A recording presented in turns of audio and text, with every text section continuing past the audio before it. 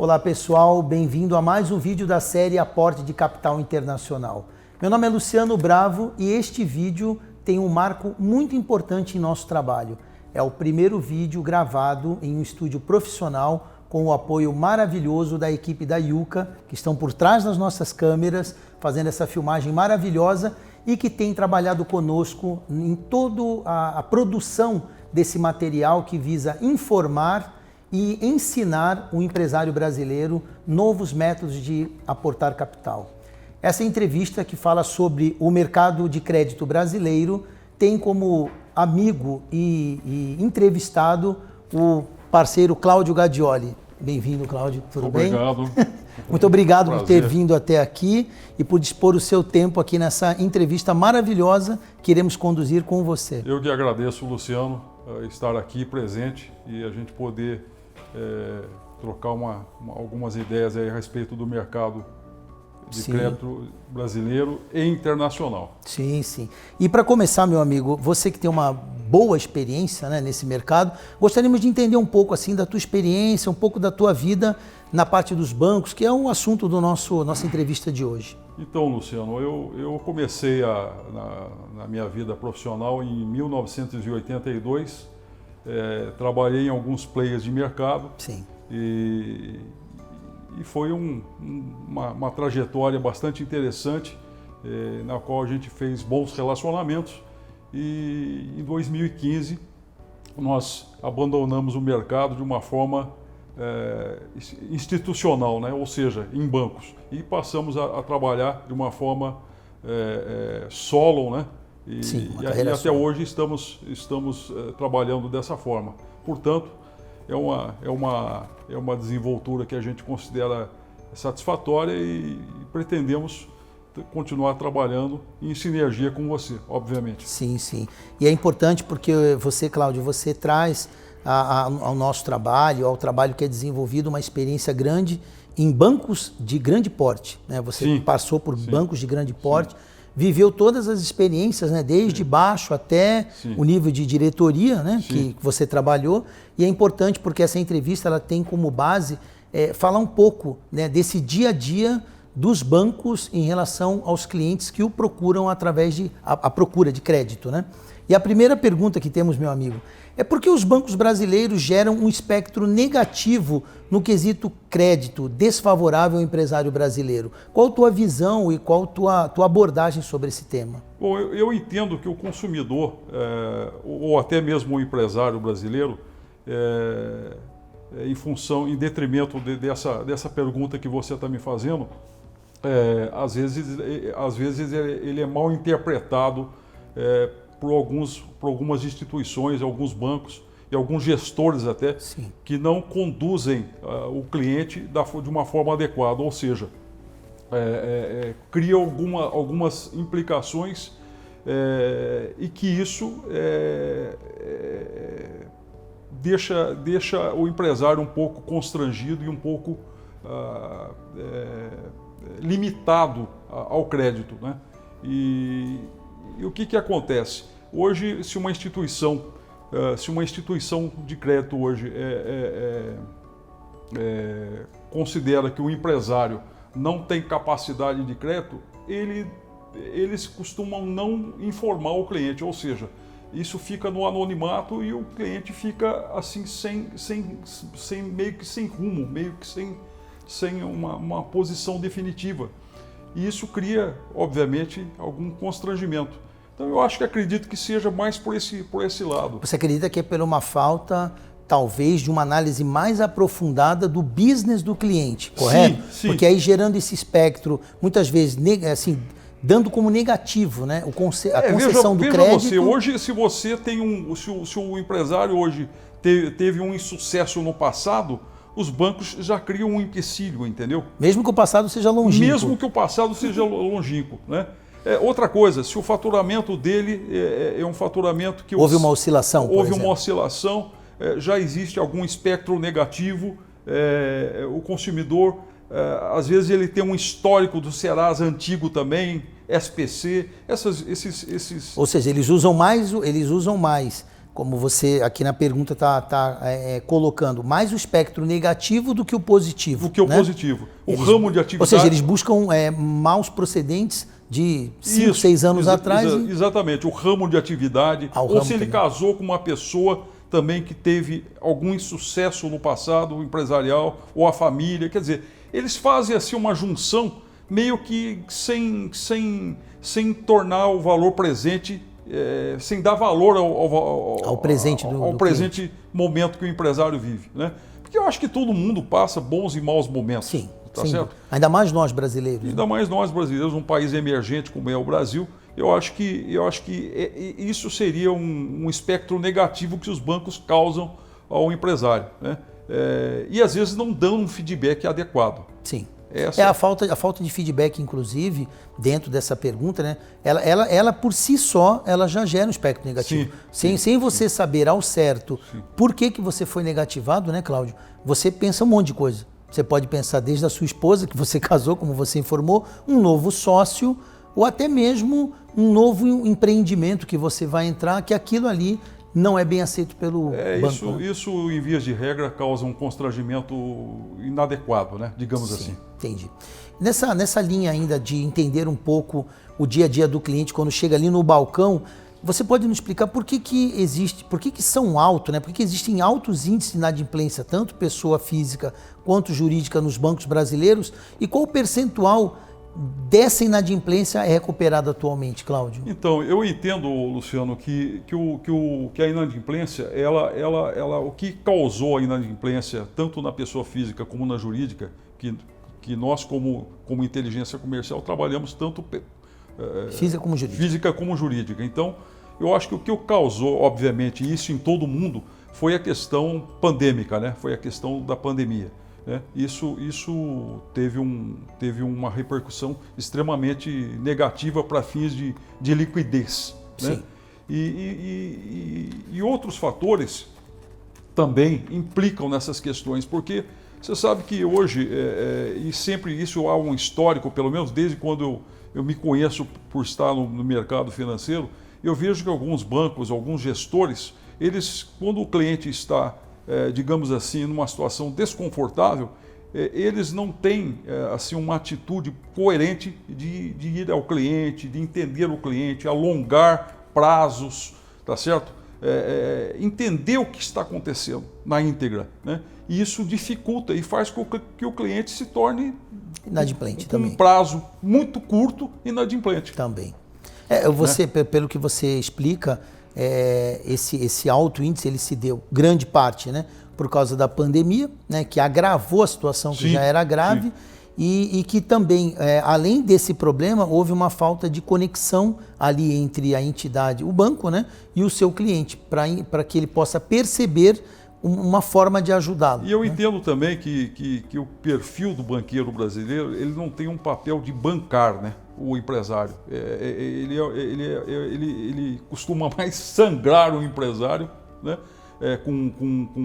com vendas casadas. Você vê que você vai num banco hoje, se você não comprar um produto de uma operação de crédito, o gerente já fica um pouco contrariado, porque ele tem metas para cumprir. Então existe aí um mix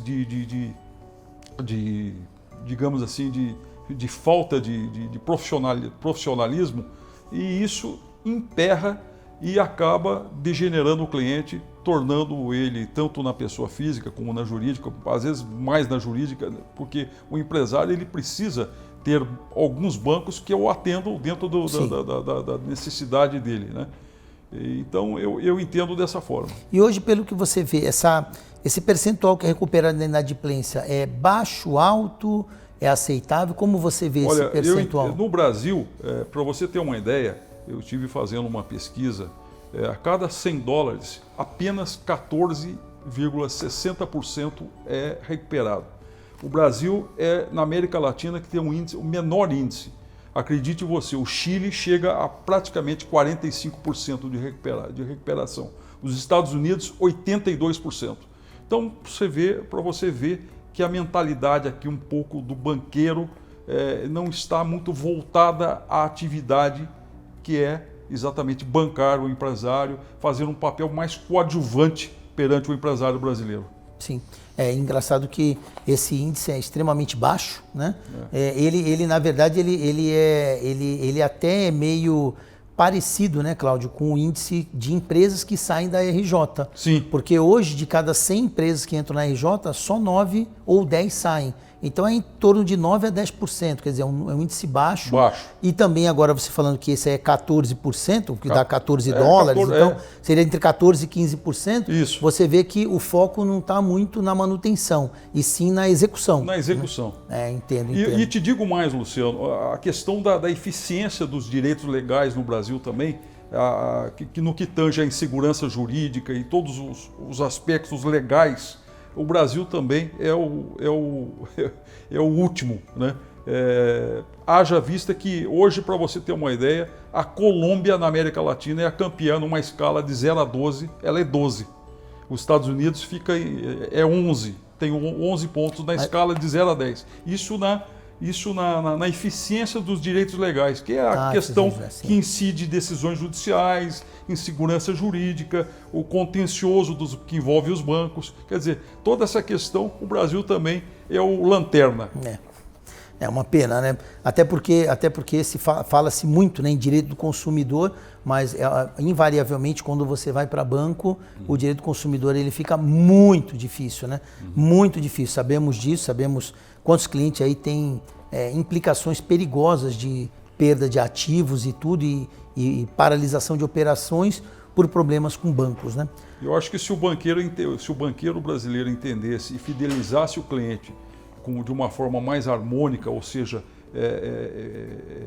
fosse um pouco mais parceiro do empresário, eu acho que provavelmente muitas insolvências seriam evitadas. Eu acredito nisso. Cláudio, continuando aqui a nossa entrevista, eu gostaria muito de fazer uma pergunta muito importante aí sobre essa parte do crédito ao empresário brasileiro. Por que os bancos invariavelmente reduzem a exposição de crédito com os seus clientes e quais são as implicações quando isso ocorre, Cláudio? Veja bem, a redução ela pode acontecer sim. Os bancos eles têm um controle, né? É um behavior, é um comportamental que eles têm, um termômetro, né? Que isso eles conseguem acompanhar a evolução ou a involução do cliente no aspecto negativação, no aspecto endividamento, no aspecto de restrições outras, até mesmo dos sócios de uma determinada empresa. Então, o que acontece?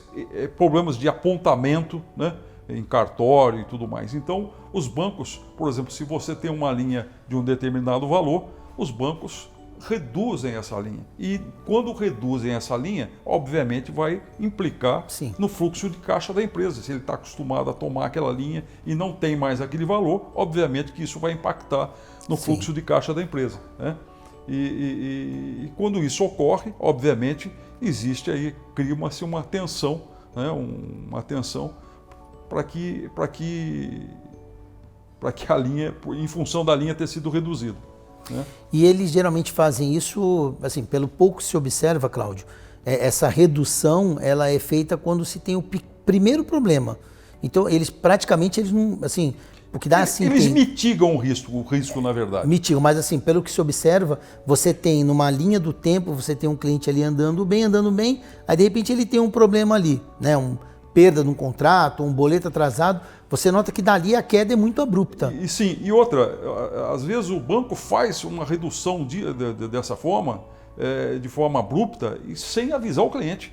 Sim. Entendeu? O cliente vai saber isso depois de alguns dias, né? Então, por exemplo, se o cliente tem problema de CND, ele não vai renovar uma linha, o gerente ele vai ter dificuldade para ir num comitê de crédito e defender o cliente em função desses apontamentos cadastrais que o cliente eventualmente possa estar. Quer dizer, isso vai criar uma situação, mas é que parece, celeuma, né? É que parece, Cláudio, que a redução ela é mais rápida do que o crescimento, sim, né? Sim, sim. Quando você cresce o faturamento, a gente acompanha aí empresas que dobram o faturamento, ou aumentam em 50%, você não vê o crédito dela crescer na mesma coisa. Agora, quando ela tem um problema pequeno, aí você vê, por exemplo, ela tem um crédito de 25 milhões, cai automaticamente para 5. Exatamente. Ou para até menos. Não há contrapartida. Exatamente. Quer dizer... como o dólar no Brasil. Quando aumenta, aumenta automaticamente. Quando ele baixa, não abaixa. Como quem diz, né? É só para mim, né? Tá certo, tá certo. Não, é engraçado, eu sempre acompanho o movimento do câmbio e falo assim, agora o dólar está baixíssimo, né? O real se valorizou bastante. Muito. Até assustadoramente, sim, fala a verdade. Eu tenho acompanhado. E ainda mais no ano de eleição. Então isso é bom para quem, né? Para você ter uma ideia, o real hoje é uma das moedas mais fortes do mundo hoje. Então.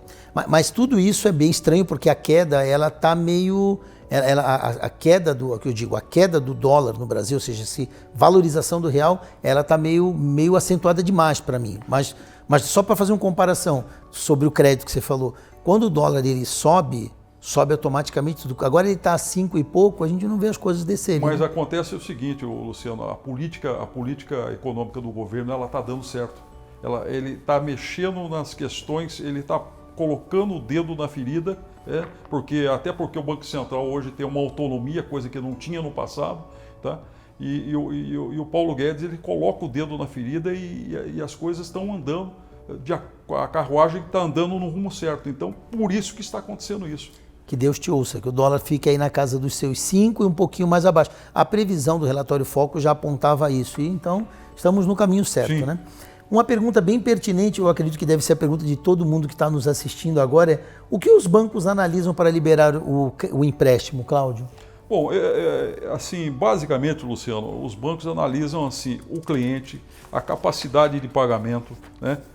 A capacidade de liquidar operações, a questão da idoneidade é muito importante. Os bancos analisam a questão estrutural da empresa, né? Todos os fatos contábeis da empresa, faturamento, se está condizente com o ramo de atividade, se existe gaps de faturamento, sazonalidades. Isso o banco coloca a lupa, vamos dizer assim, né? Então os bancos geralmente eles têm esse cuidado, né? De analisar praticamente um portfólio de uma forma macro o crédito, né? Eles analisam de uma forma muito criteriosa, né? E se o cliente... Então, por isso que às vezes, logicamente, o banco, o gerente, o gestor, ele vai até a empresa do cliente para poder olhar com os próprios olhos. Aliás, isso é regra, condição sine qua non para que o cliente tenha a obtenção do crédito. Porque se o gerente não vai à empresa, ele não consegue fazer um follow-up adequado, né? E isso até para que ele faça uma defesa de crédito nos comitês onde eles são exigidos para isso. Ou seja, se o cliente tem algum fato ali que não esteja consoante à atividade da empresa, algum fato relevante no balanço da empresa, tudo isso é questionável, né? Porque qual é a simbologia e qual é o objetivo do diretor de crédito? É colocar empecilhos para que o banco libere aquele crédito, né? E não o contrário, né? Geralmente os diretores de crédito dificilmente vão visitar uma empresa. Eles que são a mola propulsora ali, né? Eles são o promotor, né? Eles são os promotores ali do crédito. Então, e o gerente é o advogado. E o gerente é o advogado. Então ali você fica numa saia justa. Quer dizer, geralmente eu já participei de muitos comitês de crédito onde o diretor de crédito colocava pelo em ovo, entendeu? Então é assim, é uma situação que você fica extremamente relegado, né? A autonomia da diretoria de crédito, porque ela é soberana dentro do banco. Sim. Ela é soberana. Sim. Existe uma soberania na área de crédito. Isso é em ata constitucional do banco. Entendi. Né? Nessa mesma linha que você está falando, você citou aqui pelo menos uns 10 itens diferentes aos quais os bancos analisam. Mas dentre esses, quais são os fatores relevantes que influenciam a definição do crédito, Cláudio? Desses todos aí que você citou, fale assim uns 3 ou 4 Luciano, relevantes. eu entendo que o histórico do Bacen, o rating, o histórico de pontualidade, as negativações, os dados cadastrais, se a empresa tem parentes ligados, se não tem, se houve insucesso empresarial no passado.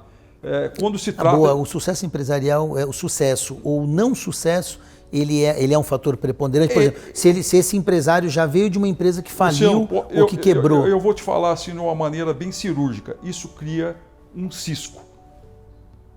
Asterisco. Um cisco, um asterisco. Um asterisco, né? Exato. Cria uma sujeirinha ali que isso os caras já vão ficar com um pé atrás. Então, ou seja, não ter um problema de falência, concordata ou quebrar no negócio no Brasil e partir para um novo negócio é um problema grave, né, pelo visto. Exatamente. Por isso que você vê muita empresa, Cláudio, em nome de irmão, de mulher, entendeu? Muita gente bota o nome bota a empresa no nome dos outros por causa desse quesito.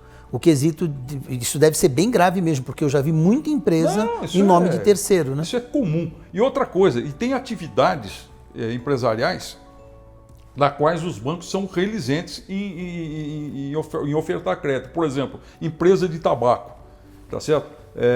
Frigorífico, postos de combustíveis. Eu percebo que existem alguns setores que são mais... Empresas ligadas a confecções, às vezes com trabalho escravo, entendeu? Então, assim... setores que podem apresentar algum risco de imagem. Empresas madeireiras que hoje... Eu, por exemplo, uma ocasião, eu fui defender o crédito de uma empresa madeireira que ela faz... inclusive, ela importa para a Europa pisos laminados. Ela tinha que ter o selo verde. Então, ela teve que se adequar a uma certificação. Sim, para eu poder gerar uma linha de crédito para ela. Vai que a madeira dela vem de origem sustentável. Exatamente, não sustentável, entendeu? Não, vem de origem sustentável. Não, se a empresa não vem, se a madeira não vem de uma origem não sustentável, ela vai ter problemas. Sim. Por isso que ela tem que ter uma qualificação do selo verde. É uma ISO, né, que eles praticam. Né? Então, assim, os bancos eles passam a ter toda essa questão que envolve crédito num processo muito rígido de checagem. Por exemplo, o cliente vai descontar uma duplicata ou várias duplicatas. Isso aí passa por um processo extremamente de pente fino de checagem. Entendi. Ou seja, as garantias reais, por exemplo. Bancos não aceitam, por exemplo, se você tem uma fazenda, o banco vai aceita o teu ativo? Ele não aceita o teu ativo. Ativo rural, se tiver um ativo urbano, dependendo da localização, ele também não vai aceitar, entendeu? Então, dependendo se é um terreno, se é uma área... Não vai aceitar. Tem que estar edificado, inclusive. Sim. Né? Tem que estar edificado. Então, os bancos eles criam muito óbice nessa relação de crédito, entendeu? Na verdade é o seguinte, eles impõem, no frigir dos ovos, eles põem a regra que eles querem. Entendi. E, Cláudio, dentro dessa atmosfera bancária, o que são os 5C de crédito no contexto dos bancos brasileiros? Bom, os 5C são exatamente aquela capacidade, de a empresa obter um crédito pleiteado. Por exemplo, ela pleiteia um X valor de crédito. Ela tem que ter, logicamente, a capacidade estrutural para aquilo. Um colateral, que é uma garantia, né? O caráter, a idoneidade, aquele fato que nós falamos agora há pouco, não ter tido insucesso no passado, uma série de outros fatores. Né? As condições de repagamento da operação e a estrutura de capital. A estrutura de capital está adequada à atividade. Então, os 5 Cs são isso aí que você falou? São exatamente isso. Entendeu? Então, isso é uma máxima de dois administradores, que é o Weston e o Brigham.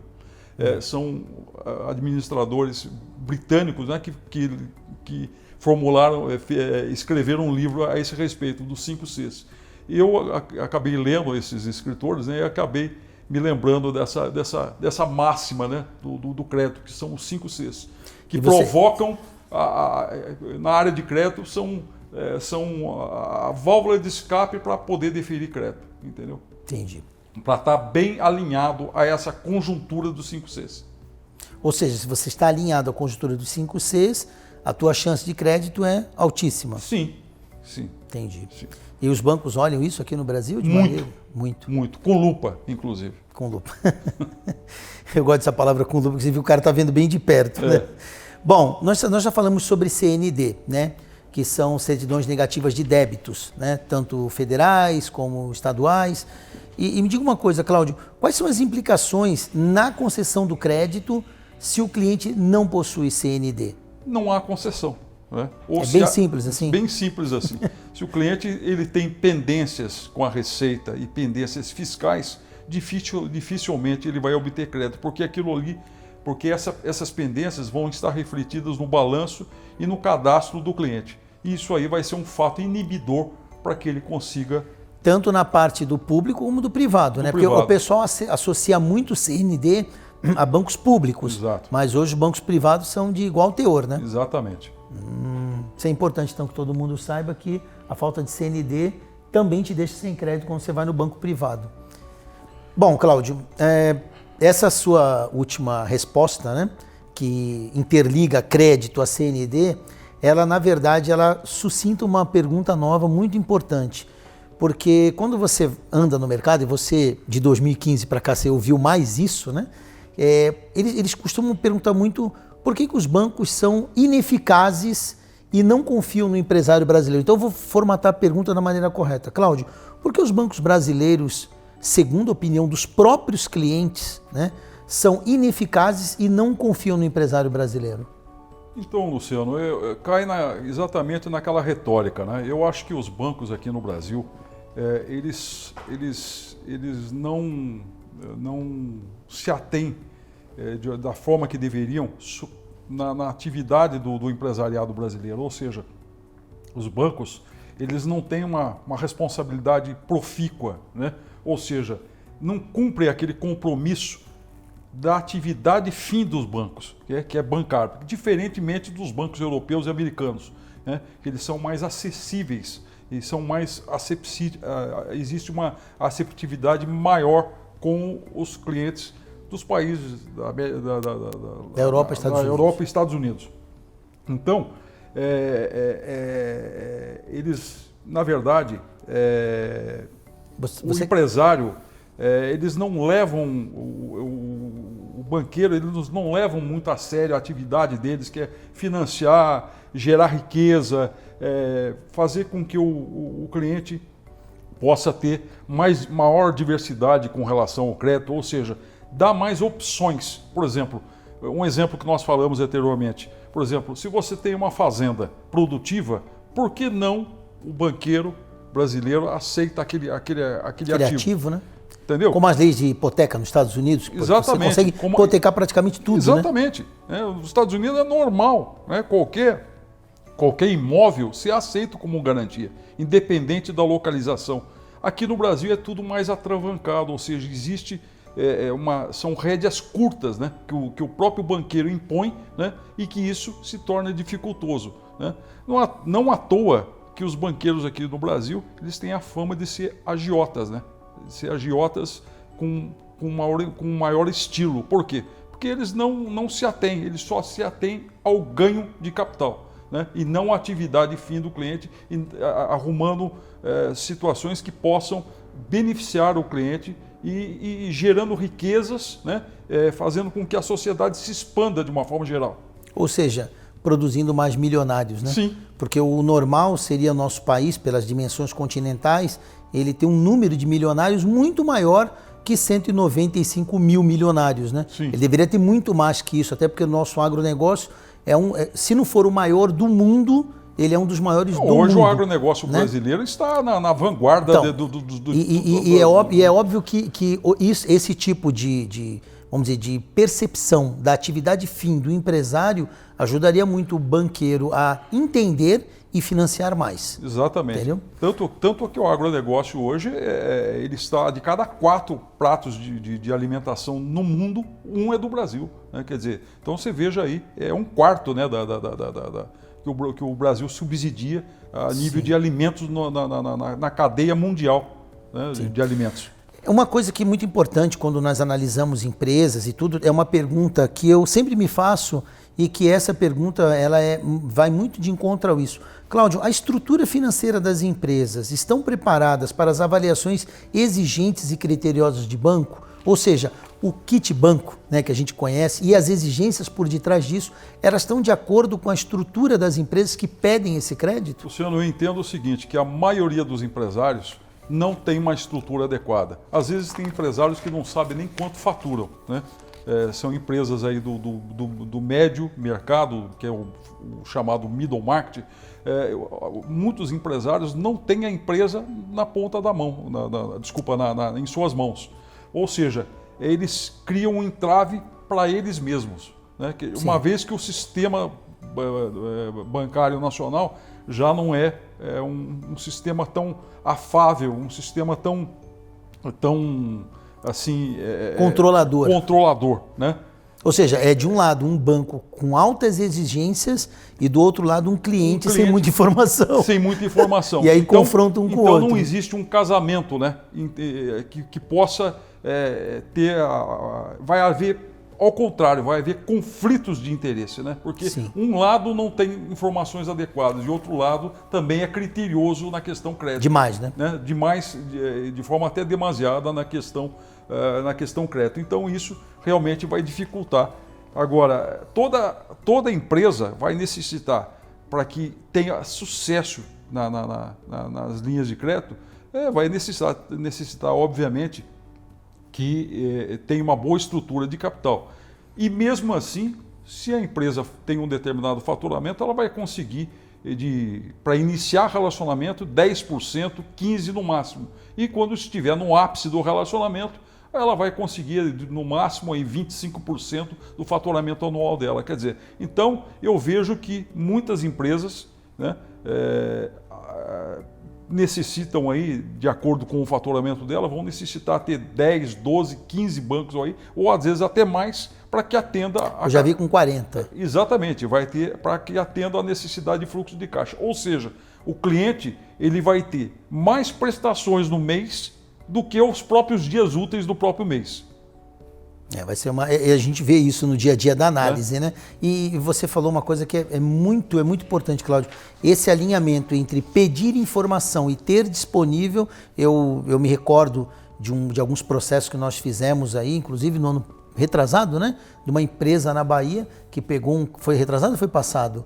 Foi no ano passado. No ano passado. E a quantidade de informação que o banco pediu, nem ela, que já era uma empresa bem organizada, conseguia ter aquilo no estalo de dedo. Ela levou dias para poder organizar. Por isso que eu digo para você. Imagina quem é menos organizado. Eu trabalhei já com muitas empresas e você vê, são pouquíssimas empresas que têm uma área financeira arrumada, adequada às necessidades que os bancos exigem. Tem um cenário aqui importante.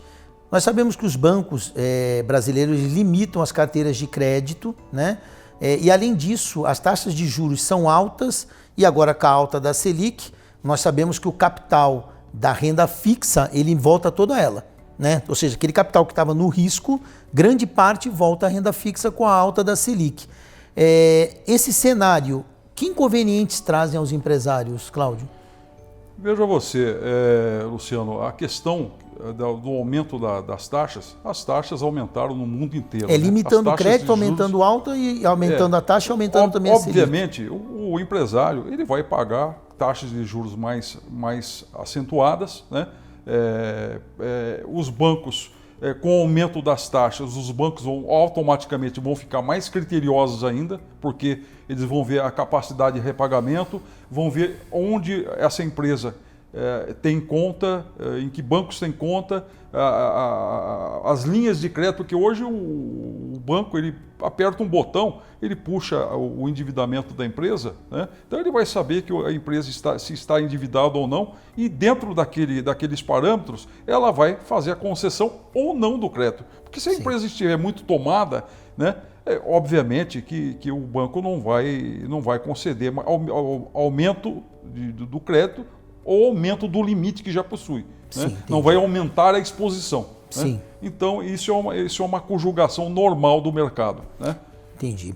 E, Cláudio, nesse cenário nesse atual cenário de retração de crédito, aliás, desculpa, a pergunta está formulada errada. Por que o atual cenário é de retração de crédito nas instituições financeiras? Por que hoje vivemos isso? Olha, o crédito hoje, né, na atual situação que nós vivemos, até da questão pandêmica, né, isso fez com que muitas empresas entrassem em recuperação judicial, muitas empresas estejam aí com uma situação de crédito bastante delicada, né, na questão de liquidez, principalmente no aspecto liquidez, e isso impacta, obviamente, na questão dos bancos, quanto ao deferimento de crédito dos bancos, né? Então, sim, os bancos vão ficar muito mais seletistas, né? Vão criar uma seletividade muito maior para aprovar crédito, né? Porque o banco, você sabe que o banco ele quer oferecer o crédito, mas ele quer que aquele crédito retorne para ele, sim, sem maiores estresses, né? Sim, sim. Então, obviamente que isso vai ser a consequência do mercado, né? É o retrovisor do mercado. Então, isso vai ser de uma forma iminente, os bancos vão ficar muito mais criteriosos. Você acredita que o legado que a pandemia deixará em questão de crédito no Brasil é um cenário, então, mais seletivo? Muito mais seletivo, muito mais volátil. Ou seja, as empresas hoje elas estão recorrendo aos bancos, né? Eu vejo aí que no dia a dia as empresas estão necessitando de fluxo de caixa, e até mesmo quando os bancos não atendem, algumas empresas estão partindo para as FDICs, né? Para os fundos de investimento, sim, onde também os fundos de investimento têm uma questão extremamente criteriosa, mas às vezes de um fundo ou outro eles são mais assim favoráveis, né? E menos criteriosos, digamos assim, entre aspas. Sim, né? Entendi. Bom, na sua carreira, nós sabemos que você tem uma carreira muito brilhante, né, e retilínea na área bancária. Na sua carreira, em todo esse trabalho que você fez para dezenas, centenas de empresas, pelo que você poderia nos dizer hoje, qual é a taxa média de aprovação de crédito em relação ao percentual que solicita? De cada 100 empresas que solicitaram um determinado crédito, quantas levaram esse crédito na tua experiência aí ao longo desses anos? Vamos pôr aqui um cenário, 10 empresas. E cada 10 empresas que a gente conquistava, a gente aprovava aí 4, 5, quando muito, né? Outras, por questões de apontamento, por questões de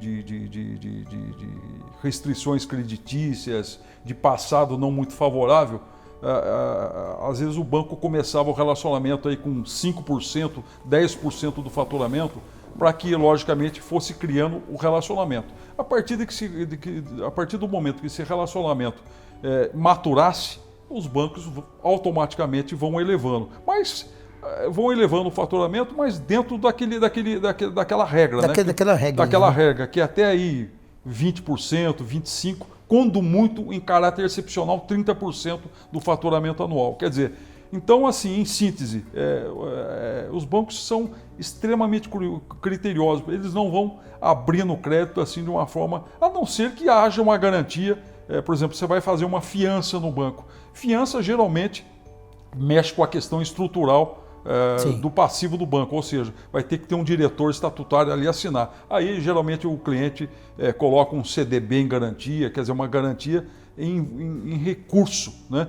Então, aí é diferente. Mas, assim, em vias de regra, os bancos são extremamente criteriosos e são muito assim, colocam a lupa no cliente, no acompanhamento do cliente, ou seja, e até mesmo comportamental do cliente dentro daquele início de relacionamento.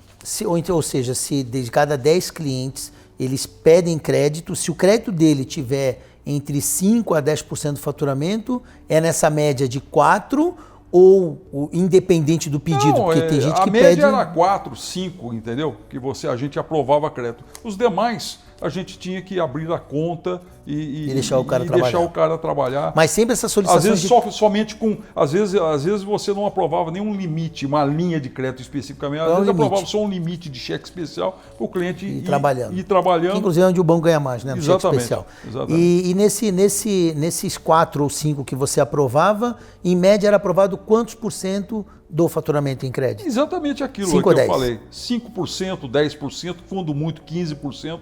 quando a empresa tinha uma estrutura de capital melhor. Isso varia muito de empresa de segmento para segmento. Entendi. Cláudio, nós estamos já finalmente da nossa entrevista e para fechar a nossa entrevista, eu gostaria de fazer uma pergunta muito importante sobre o trabalho que desenvolvemos, sobre o trabalho que está em curso no Brasil, que envolve não só a concessão de crédito, mas também a educação financeira, ao qual você faz parte. Eu gostaria de saber como você vê o crédito internacional para o mercado brasileiro de empresas middle. Veja bem, Luciano, na questão que envolve o mercado brasileiro, a Sim. princípio, em primeiro lugar, na questão que envolve crédito, eu vejo aqui no Brasil as empresas do middle market, né, que faturam de 24 a 800 milhões ano, existe um contingenciamento de crédito, uma ausência restrita de crédito, né, até mesmo, não o crédito normal, mas o crédito adequado à atividade fim da empresa, né? Sim. Então não existe uma assertividade no mercado, não existe uma assertividade no quesito crédito. Então isso é normal, isso é um celeuma que acontece no Brasil e eu vejo muito isso, porque os bancos eles querem tendencionar o cliente àquele produto que vai trazer maior rentabilidade para o banco. Né? É aquela mentalidade que não quer deixar de pensar. Ou seja, nosso foco somos nós e não o cliente. Né? O cliente é somente uma mera passagem aí é um ente pagador. Um ente pagador. Né? Então o que acontece? O crédito internacional, eu entendo que é um divisor de águas, porque o cliente ele vai ter uma série de atrativos que vai ser uma questão exponencial para o negócio dele. Já partindo aí para uma questão que envolve aceitação de ativos rurais, urbanos, né, na qual o negócio da inteligência comercial atinge, né, através do trabalho, do contexto operacional da inteligência comercial. Né?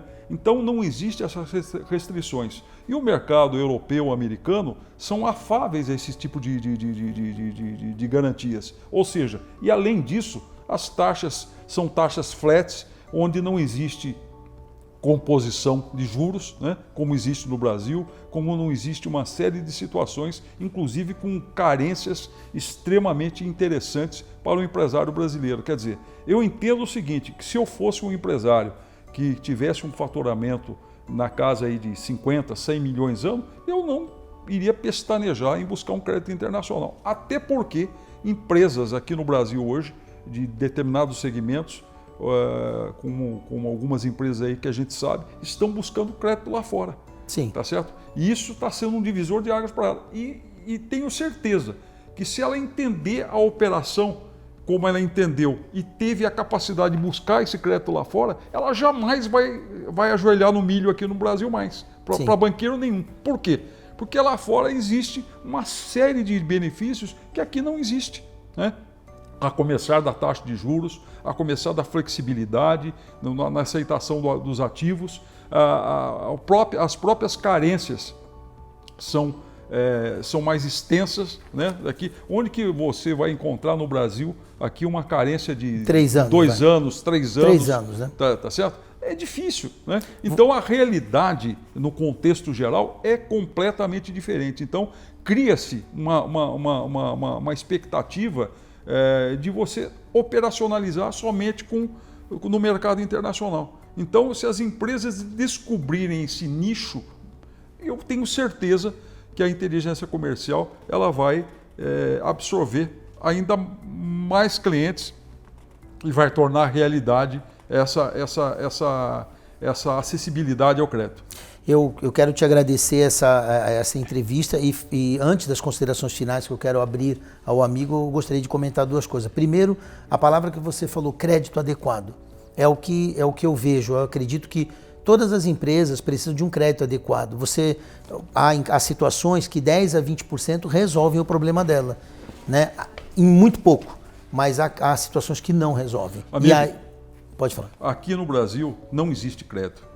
Aqui no Brasil não existe crédito. Se você tornar como premissa que lá fora você consegue ter um crédito de 50% a 250% do faturamento da sua empresa... Não tem comparação. Não tem comparação. O mercado aqui está engatinhando frente ao mercado internacional. Mas o que você falou do crédito adequado, eu sempre bato nessa tecla, que 90% dos empresários, eles precisam de um crédito adequado e não do crédito mínimo, que é bem diferente. Aqui no Brasil é diferente. Aqui no Brasil existe uma concessão de crédito. Lá fora não. Lá fora é o crédito iminente. Isso aí. Você tem razão. E uma outra coisa que você falou, quando descobrirem, é por isso que nós estamos aqui nesse estúdio gravando esse vídeo, para que vocês que estão do outro lado possam aprender tudo isso conosco, expandir a sua capacidade de visão e buscar outras alternativas. A inteligência comercial é uma das empresas que trabalha, vamos dizer, nesse esforço conjunto com a empresa do Cláudio, com vários parceiros, para que os empresários brasileiros conheçam o crédito internacional. Então é com esse objetivo, né? Essa entrevista ela tem como base explicar, como você fez muito bem, o cenário brasileiro e ponderar sobre o que existe fora do nosso país. E tem mais uma coisa, Luciano, esses workshops que a inteligência comercial está fazendo nos estados brasileiros, nas cidades brasileiras, vai alcançar um público-alvo que, se esse público-alvo entender toda a notoriedade do crédito internacional, eles nunca mais vão ajoelhar no milho aqui para o banqueiro brasileiro. Por quê? Porque vai ser um divisor de águas. Sim. Tá certo? Vai ser com esse advento que você está realizando dos workshops. Nós. Sim, isso. Exatamente. Mas é um evento direcionado a empresários exatamente nesse patamar de faturamento, ou seja, de 24 milhões a 800 milhões ano, que são empresários que têm uma dificuldade enorme com o mercado local, né? Okay. E que são obrigados, tá certo? São obrigados a serem escravos do sistema, onde eles têm que ter 10, 15, 20 bancos aí para sustentar o fluxo de caixa da empresa, para que haja aí uma dinâmica, né? Da continuidade da empresa. De continuidade da empresa. Meu amigo, muito obrigado. Eu gostaria das suas considerações finais aí, só para fechar nossa entrevista. Fique à vontade. Bom, Luciano, estamos todos lhe ouvindo. Foi um prazer enorme estar aqui, podendo estar dialogando com você na questão que envolve o crédito aqui no Brasil, né? De todos os seus prós e contras, né? Ou seja, mais contras do que prós. E eu acho que a inteligência comercial está no caminho certo, fomentando o empresário brasileiro, né, na questão do crédito internacional, né? E eu tenho certeza que alguns empresários que já estão fazendo esse trabalho conosco, né, com a inteligência comercial, estão buscando, digamos assim, estão buscando outras linhas de crédito, né? Já que já fizeram a primeira, estão buscando uma repactuação até da mesma operação, para que eles consigam manter a sua atividade. A gente chama isso de alavancagem, né? Exatamente, uma alavancagem, né, para que haja essa alavancagem e que eles deem continuidade à sua... E tenho certeza que quando eles pegam o primeiro crédito, esse primeiro crédito é creditado na conta deles, eles, sinceramente, eu tenho certeza que eles ficam assim extasiados, porque eles não...